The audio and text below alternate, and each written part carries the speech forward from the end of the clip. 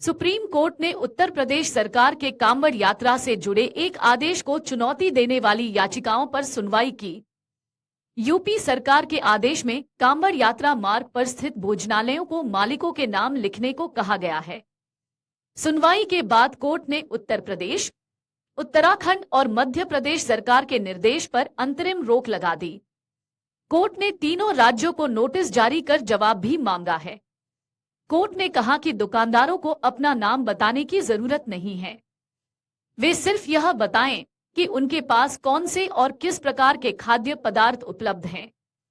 इससे पहले याचिकाकर्ताओं के वकील ने सुप्रीम कोर्ट को बताया कि यह चिंताजनक स्थिति है, जहां पुलिस अधिकारी समाज को बांटने का बीड़ा उठा रहे हैं। अल्पसंख्यकों की पहचान करके उनका आर्थिक बहिष्कार किया जाएगा। यूपी और उत्तराखंड के अलावा 2 और राज्य इसमें शामिल हो गए हैं।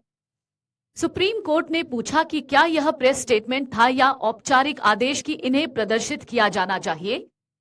याचिकाकर्ताओं के वकील ने जवाब दिया कि पहले प्रेस स्टेटमेंट था और फिर लोगों में आक्रोश दिखने लगा और इस पर कहा कि यह स्वैच्छिक है, लेकिन वे इसका सख्ती से पालन कर रहे हैं।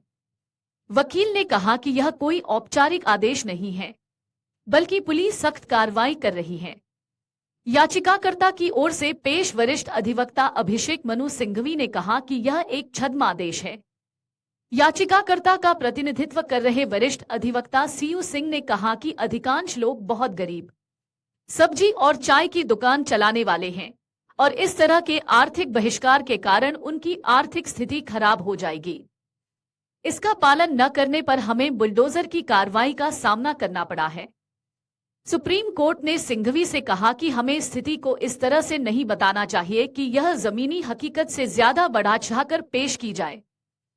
इन आदेशों में सुरक्षा और स्वच्छता के आयाम भी शामिल हैं।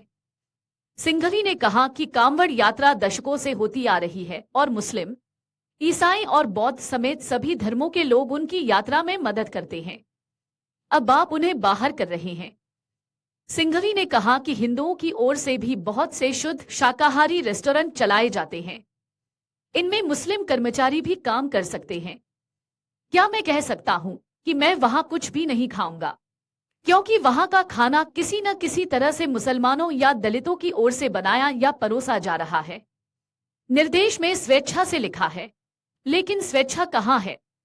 अगर मैं बताऊंगा तो मैं दोषी हूं और अगर नहीं बताऊंगा तो भी मैं दोषी हूं। सुप्रीम कोर्ट ने पूछा कि क्या कांवड़ यात्रा के श्रद्धालु, कांवड़ियां भी यह उम्मीद करते हैं कि खाना किसी खास श्रेणी के मालिक द्वारा पकाया जाना चाहिए। अगर आप ये वीडियो YouTube पर देख रहे हैं तो हमारे चैनल को सब्सक्राइब करें और बेल आइकन को दबाना ना भूलें। अगर आप Facebook पर ये वीडियो देख रहे हैं तो हमारे पेज को लाइक करें।